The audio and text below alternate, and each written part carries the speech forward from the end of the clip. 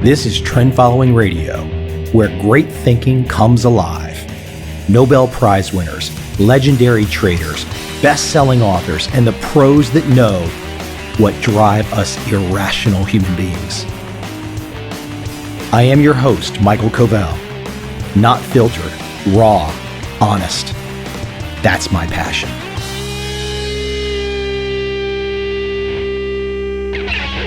I just want to cover a few topic areas that I think are relevant to all of us to hopefully inspire statistical thinking, because it's just lost in modern society. Oh, it's not lost in the success, meaning those people that have major success, they get statistical thinking, no doubt about it. But for too many, they're lost. They're searching. They're searching in the darkness. All emotion, all confirmation bias, cognitive dissonance. They just don't know how to feel comfortable with what is real and not real. For example, Bitcoin. What a trend that thing has been. Up, up, up, and away. Who cares what Bitcoin is? Who cares what blockchain is? Do you really care? If you were long Bitcoin going from a couple hundred to 3,000, did you care what it even meant? Why was what it meant relevant? It's not relevant. The only thing that's relevant, the only thing we can know, is the movement of price. And Bitcoin went from a little bit to a lot, and now it's gotten volatile as hell, which for any thinking person probably says, well, you know, if I took that sucker from 200 to around 3,000 and it dropped back to what, 1,600, 1,800, then it bounced back up to 2,800, 2,600, well, that volatility probably knocked you out. Maybe you didn't get out at the absolute peak. Who cares? Getting out at the absolute peak of anything is luck. That's not your goal. Your goal should not be the goal. Your goal should be the process. What is your daily process for everything?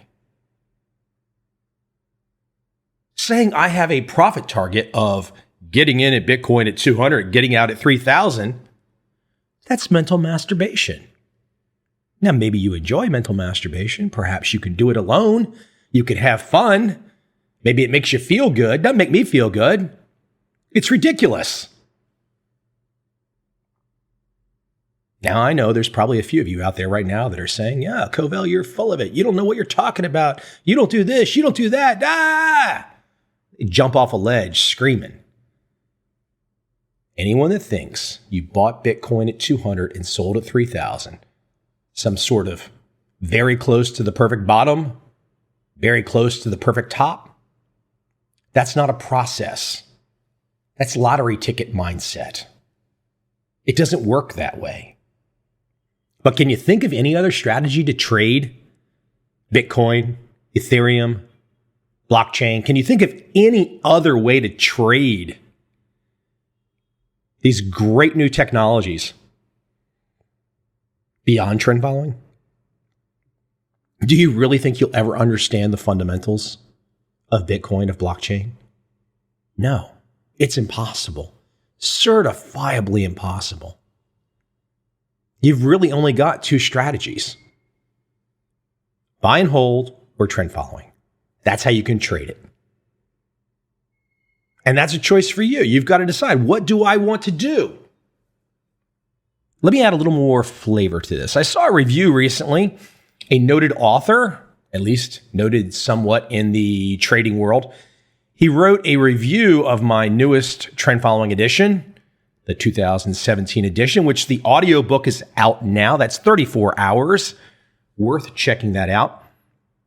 But it was one of those reviews where they tell you they like you, but after they tell you they like you, they give you the colonoscopy. And this guy came in with the I get trend following. I like trend following. But you know what I do? I add fundamentals. The secret sauce. You take trend following, this great strategy that doesn't really have a spot for adding fundamentals. But if you're super bright, super smart, and you can predict tomorrow, and you can know the right fundamental, you can then take that price-based trading strategy of trend following, and you can add fundamentals. And then you are a wizard. You're a Svengali. You're exceptional. You've now got something that differentiates you. No one's like you. You're the man. Everyone must come to you because you have the one and only perspective, the one and only strategy, and no one else does what you do. And you, listening to me right now, that should be the cue for you to run. Anyone that is purporting to be the only person that understands a particular strategy, reach for your wallet. Is it still there? No, it's not there. It's already been pilfered. If you're trying to add fundamentals to a trend following strategy, you don't get the trend following strategy yet. You don't understand yet. That's fine. I can remember when I first wrapped my arms around trend following, it took me a while. I was like, what the hell is going on? Because I had the whole Warren Buffett mindset. And I'm saying, what is going on? This doesn't make any sense. Then you have the light bulb moment. And then all of a sudden, yes, you might not be David Harding. Yes, you might not be Larry Hite. You might not be Ed Seykota. You might not be Bill Dunn yet. But at least you know how they think. And as I just rattled off those names, that starts to become the front line of those other people. You know, for those folks that love to say, Mike Covel, and they kind of jump off the ledge again. And, you know, as they start screaming as they hit the rocks and bounce into the water and they bleed out. These kinds of people, they seem to forget, I'm not the only one. I'm just one guy that is a part of a community that has put together a thought process, a process for acting, not just goals and outcomes, but a process, a system for thinking, for trading, for life. I feel fortunate to have found a place inside this community. And it is a community. It's not one guy. In fact, the person I was talking about who liked trend following wrote the review. Later on in his review, he starts criticizing Ed Seykota. Who's Ed Seykota? Why is he so important? I don't think he's that important. You know, all this, you know, again. And you could just feel the person that is the one person that holds himself out as the one person. I'm the trading god. I've got the mystical formula. Then wants to find somebody else to target because he perceives they have some weakness of some sort. And picks on Ed Seykota. Picks on Ed Seykota, the guy that has the track record for assisting so many people. The guy that has the track record for essentially launching the careers of multiple massive traders and many minor ones along the way. Now, why would you pick on a guy like that? Okay, maybe Ed's a little mercurial. His blog is kind of cool and quirky. But if you don't get it, if you don't get the trend following, which this reviewer that I'm talking about clearly doesn't, even though he says he does, if you don't get trend following, then somebody like Ed Seykota will be a threat. A Mike Covel will be a threat. Anybody that messes up with your vision of what life should be, not what life is, not what the markets are, but what you think it should be. And I have so much fun with that. Isn't it fun, though, that when you can introduce into them information that sends them off into a full blinding cognitive dissonance where they can no longer see and all they can do is lash out? I know from a Zen perspective, I should not take joy in that. It should not be fun to watch these people do that, but it is kind of fun. I can think back to reading Atlas Shrugged for the first time. And Ayn Rand kind of enjoys that fun to look at those people that don't think, the people that are emotion, the people that, say all the right things. They're a part of all the right teams. It's all nonsense. As I kind of marched through my thinking today, I was inspired by a blog post from Seth Godin, the author Seth Godin. And he was essentially getting at the notion of everybody wants things dumbed down versus making things simpler. I know as an author, especially across a subject like trend following, I can always make things simpler. I can do a better job at explaining. It's not easy to necessarily explain to people, here's your portfolio, here's your entry criteria, here's your exit criteria, here's how much you should bet on each trade. These things can take time to get across, and there's always a better way to try and get more people to understand. But that's different than catering to dumb. Dumb is, I think the US currency will disappear on this date. I think the market will crash on this date. You see, that's dumb. That's just complete nonsense. Now, clearly, we all know human beings love stories. And if somebody is told, hey, you should prepare yourself, the market world will come to an end on Tuesday. But you know what I mean. If you buy my shit. And when you hear people say that, again, reach for your wallet. I'm completely fascinated, though, by the idea of simpler and dumber. Take, for example, across current news cycles right now. The word Russia is everywhere. I don't know what it means other than it's a country and people live there. But the hyperventilating, the accusations, the nonstop cacophony. Why do you want to be a part of that? Whether you believe it or not, whether you're on one side or not, how does any of this information assist you? For example, if you're trying to make money, it doesn't assist you at all. So what is the motivation? Why do we want all this noise? What does it do for us? Now, I think it's a lot more interesting, and I saw this report this week, that 50% of the wealthiest counties in the United States of America surround Washington, D.C.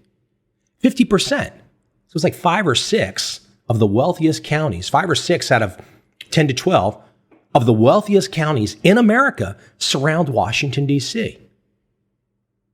That should be the lead story. That tells you all there is to know about America in 2017. Deep state, government wealth, and that's it. Everybody else is just milling around, waiting for whatever. Here's a great example. Go to Tyson's Corner, Virginia. I grew up 3 miles from Tyson's Corner, Virginia. It's right on the Beltway. It's about 12 miles from Washington, D.C.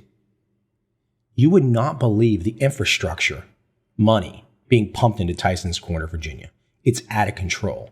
New 10-lane highways, metro stations in the air. It's absolutely insane. I don't know where else in America they're doing this.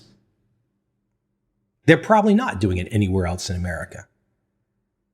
So for me, I find it funny that in society, we have stopped paying attention to what matters, what's real, the trend of Bitcoin, for example, the trend of Tyson's Corner, Virginia, the trend of the Washington, D.C. area in terms of wealth.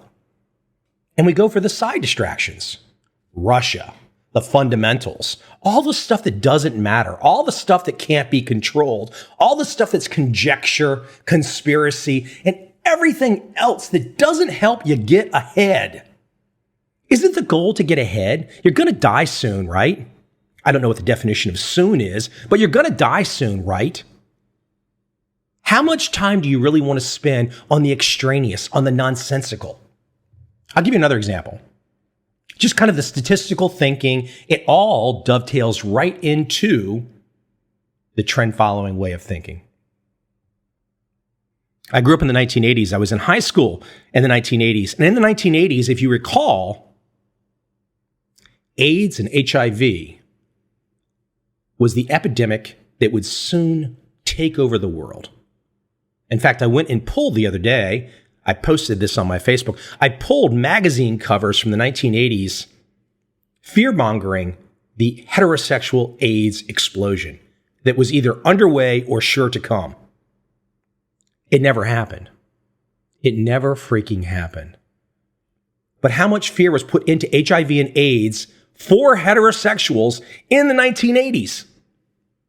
Off the charts. I'm sure, as a male growing up in the 1980s, I'm sure I was impacted by the insanity of it. I'm not impacted by it today. Cross my lucky stars. But back in the day, man, it was the fear of you know what. Don't touch that toilet seat. You're going to die. Now, sadly, if we look back in time, the statistics were well known then. The numbers were well known then. The people knew behind the scenes at the CDC, and the CDC has always published their statistics, but the CDC knew there was no heterosexual AIDS explosion, either coming or on the way. It did not exist. There were a few high-risk categories of how you could get HIV, which can develop into AIDS, and that was it. And for me, I look at HIV and AIDS, the 1980s fear-mongering, the same as I look at Russia today, or someone trying to figure out the fundamentals of Bitcoin. How does that work, champ? It doesn't work. You're just bullshitting us. The challenge in modern life is the hero. How can you find the heroic journey? The door's open. You can walk through it. But there's risks.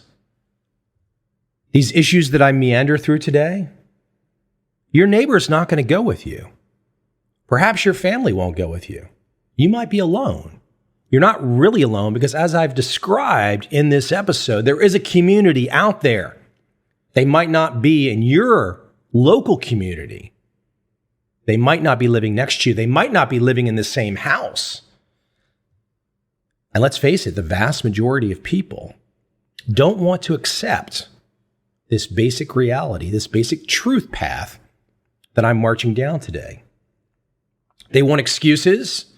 They want to protect their ego. Their emotional self runs it all. The search for truth, the search for logic, the search for reason, that's not the goal for them. And the moment that you decide logic, truth, reason for you is where it's at, what do you do with all those people in your life that don't want to come along for the clean, easy, truthful path? You got to figure out what to do with them because you got friends and family, people you love, but they probably aren't going to go there with you.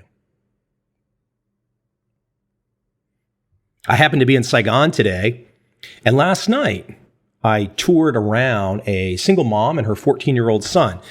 This was an introduction from my sister. My sister said, hey, I have a friend who's going to be in Saigon. I happen to be in Saigon. I kind of toured them around. Very interesting lady. She's traveled quite extensively. And while based in Fairfax County, Virginia, where I grew up, she could easily walk down the streets of Saigon, see what's going on, and say, I would love to raise my son here. And I told him, 14-year-old guy, I told him beyond a shadow of a doubt, if you really want to get ahead, look at the demographics. I asked him if he knew what the word demographic meant. But I said, look at the demographics of some of these Asian countries. Look at the growth. And ask yourself if you could see yourself in the middle of that energy. Now, look, that's not a pitch to sway anybody to a particular geographic area. The point is to go down that heroic journey, to be open to what the trend is, to be open to new data, to not put the horse blinders on and say, I will stay in my suburban American or European community for the rest of my life, and I will not see 5 kilometers, 5 miles past me, and that's it. I'm done. I'm ready to die. I've just got to let 70 years pass. So I love that inspiration. I think she was maybe 30 or early 40 something. And she just sees it and immediately says, I could raise my son here. I could live here. Doesn't know anything more. You know why she says that? Because she's open to the truth. And the truth is that when you walk down, and this is just an example, I'm not trying to tell you that there's some perfect geographic locale. There's not. But when you live in a place like Fairfax County, Virginia, and this is the place that's one of those counties that I was just talking about that's so damn wealthy in America, it's wealthy, but it's boring because it's fake. So when you're in the middle of something like that, and then you go to the middle of some city, perhaps it could be Tokyo, Seoul, Saigon, Ho Chi Minh City, where I happen to be today, and you see that energy, the reality, the data, the trend is clear. Because when you walk down the street and you see that many people, you know something's going on that's quite different than your hometown space. But I hope you see today, it's not about the examples necessarily. It's the thought process. It's the process. It's the following. Because you sure as hell can't predict any of this stuff. You don't know what's going to happen next. You've just got to get on the bus and go. And what happens to you when you adopt this trend-following mindset, this trend-following philosophical process, you start to see trend following in everything. And that was where I wanted to go today. I wanted to throw these mini examples into the blender to show you that once they're all chopped up into little pieces, it's just trend following. It's just a philosophy. It's a process. And it starts with the truth. But here's the thing with that truth. Truth is dangerous. Truth is a menace. There are so many people, and as I talk about, for example, Fairfax County, Virginia, as I talk about those counties that surround Washington, D.C., they don't want the truth out. Now, you might be saying to yourself, well, Michael, you sound like a conspiracy theorist. No, I sound like a person that is saying quite clearly the vast majority of people and institutions do not want the truth out. And if you go down your life path on the search for truth, you're going to take shots. You're going to get punched in the gut. You're going to get rocks thrown at you. You might even get shot. Hell, you might get thrown in jail. Knock on wood, I've not been thrown there yet. I'm sure I could find myself up to no good in the not too distant future and get thrown in the locker for something. Hopefully it would be something that I could be proud of because it was so damn fun that it was worth being locked up. But the truth is danger. It's 100% danger.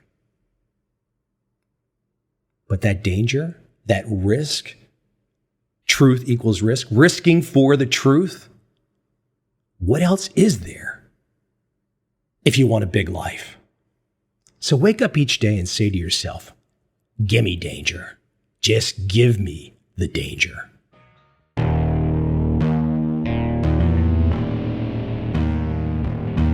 I see a time when those awake will understand how to make money in up, down, and surprise markets. Whether new trader or experienced, college student or financial advisor, protecting against a crash or just trying to make a lot of money, trend following offers everyone an answer in uncertain times. To get started immediately, send me an email, michael@covel.com. I will send you the right trend following steps to take along with my free video. But if you want to buy and hold, trust the government and trust Wall Street, this is absolutely not for you.